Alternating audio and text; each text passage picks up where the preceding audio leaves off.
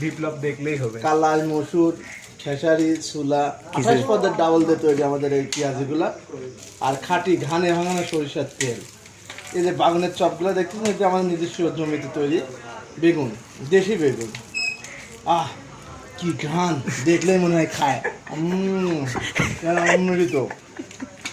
এখন আমরা এখানে এই মশলাটাও আমরা বেগুনিটা আমরা 42 থেকে 46 পদের মশলা দিয়ে বেগুনিগুলো ভাজা।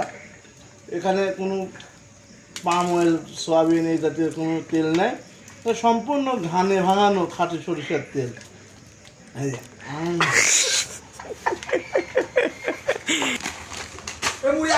এই যে আমন ধানের মুড়ি, মুড়ির কালারই একদম সোনার মতন চকচকে সাদা।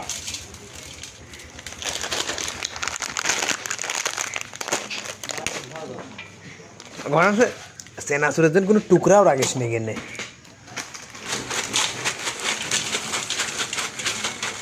আপনি ফোন দাও, ভয় করে গেল।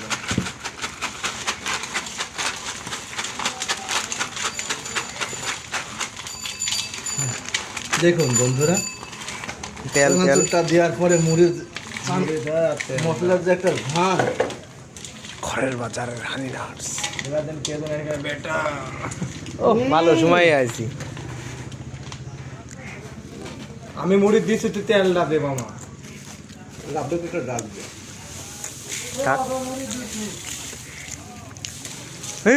হিরে আল্লাহ রে।